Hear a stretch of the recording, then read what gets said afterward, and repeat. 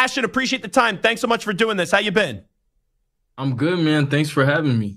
Well, I appreciate you coming on. So we broadcast out of New York City.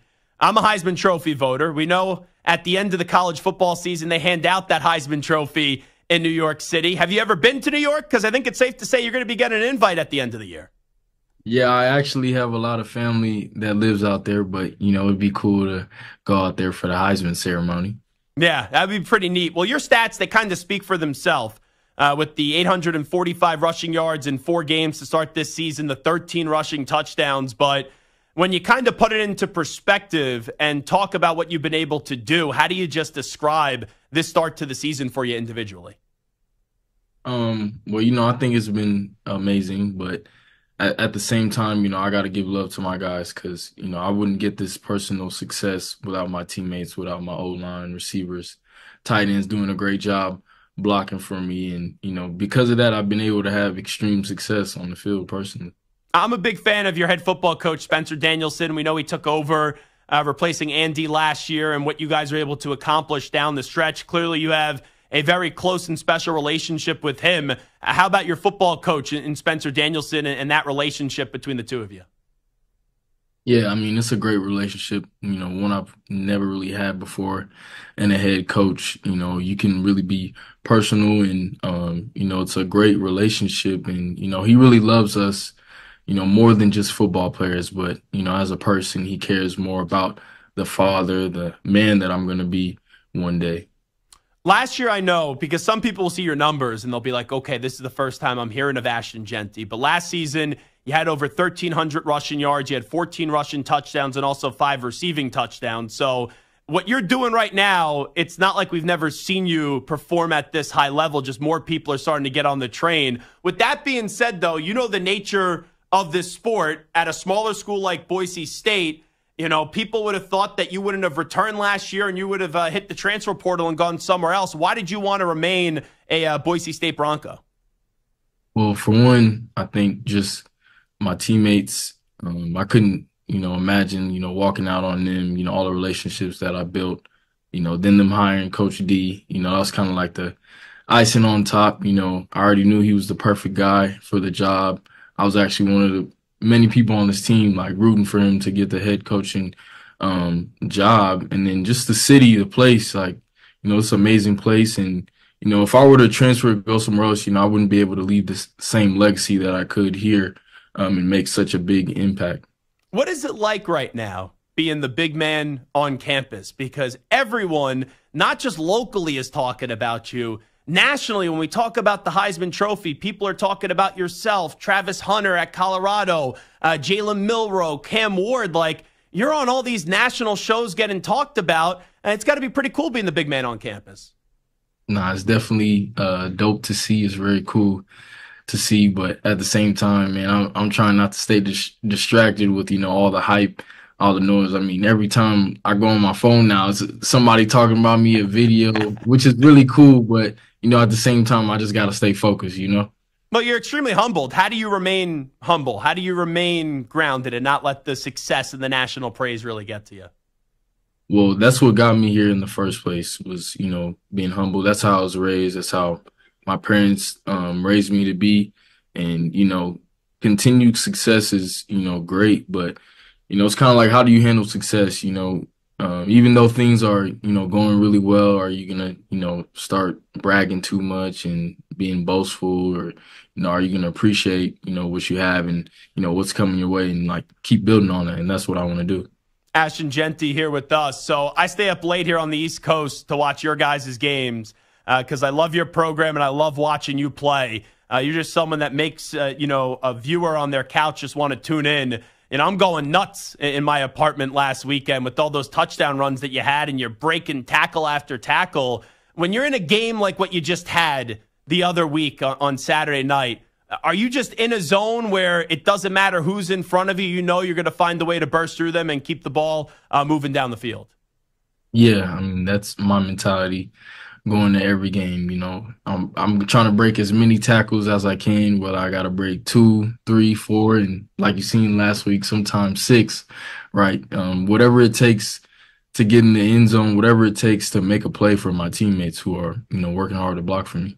Even when you brag, it's still in a humble way. That was a good humble brag. Even like 6 guys that you went through. That was a good job, Ashton Jeanty. I appreciate it, man. What was your favorite run in that game? There's so many just awesome runs where my jaw was just hitting the floor. I couldn't believe it. Even when you caught the ball and you had the hurdle too. When you look back at just the game on Saturday, which run stood out to you the most?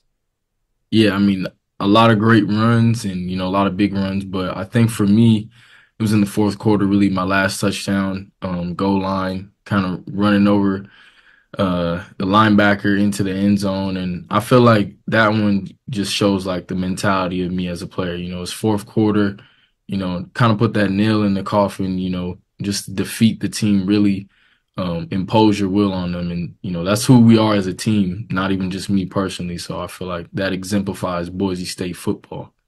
It's easy for me to say because I'm just watching the game on my couch. I actually thought that was your easiest touchdown run. So I was surprised that ended up being the one that you said was the one that you enjoyed the most. Yeah, no, it was probably an easy one for sure, but it was like, the cherry on top. And then, I hit the Heisman pose after. So, yeah. Have you thought about doing that for a while? That's the first time you've done that so far this season, the Heisman pose, right? Oh, well, that's actually the second. So, my first time was versus Georgia Southern on my first touchdown. Took it 70 yards. But that one, I just felt it was necessary after the type of game that I had. So, why not? Ashton Jeanty here with us. So when you are like trying to be an NFL running back, and I know you want to be yourself, but I'm sure you've watched other running backs. Like, who are some guys that you kind of pull from, or you watch and you go, okay, I could try to take this and implement it into my game? Who are some running backs from the past that you kind of look up to? Well, just the mentality of like running over guys for sure, Marshawn Lynch. And then I think modern day, just being elusive, making guys miss, be able to catch the ball, line up in the slot or whatever it is, just get the ball in space. I think Alvin Kamara, who's kind of made a resurgence.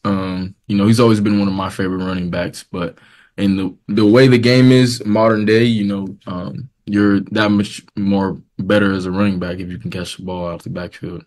It's so crazy that you mentioned Marshawn Lynch and then also Alvin Kamara, because I had 3 names written down that we're going to bring up to you. Marshawn Lynch, Alvin Kamara, and then also Ashton Jeanty. I had Derrick Henry. Just the way that you bulldoze through some of these guys. It reminds me a little bit like King Henry.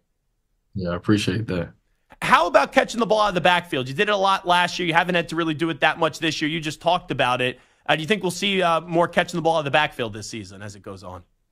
Yeah, definitely. I think, just with the way our run game has been this year, it's been extremely dominant. Not to say that it wasn't a great run game last year, but I think with what we're doing right now, I mean, the run game's been going really well. And, having play action pass off that was really been successful for us as an offense. But, I'd love to get more receptions, but, that's always something that I can do. And, whatever it takes each week for the team to win, that's honestly what I'm going to do. If someone's hearing you right now, Ashton Jeanty, for the first time, and they go, okay, I've never seen him play, how would you describe your game? Who is Ashton Jeanty as a football player? Electric, a big play waiting to happen, but also just for 4 quarters straight, just running hard, giving everything I got. How do you not get tired? Like, Travis Hunter plays both ways. It doesn't seem like he ever gets tired. Your motor's just as strong at the end of the game as it is in the beginning. How do you not appear to be tired on that football field? I would just attest that to the way we practice. Coach D talks about it all the time. Like, we got to stress ourselves more in practice so that the game feels easier. And, that's why we're able to finish games in the fourth quarter. When the other team's tired and, they're about to quit, we're ready to go. We're ready to play 4 more quarters after that. So I think the way that I practice, I really push myself each and every single day. And I think that's what helps me to push through in the end of games. When I talked to your coach right before the season started, he said that you were the best player in the country, and he doubled down on that after your sensational Week 1 performance. Do you feel like when you take the field that Ashton Jeanty is the best football player in the country? Yes, sir. And, I play on one of the best teams in the country also.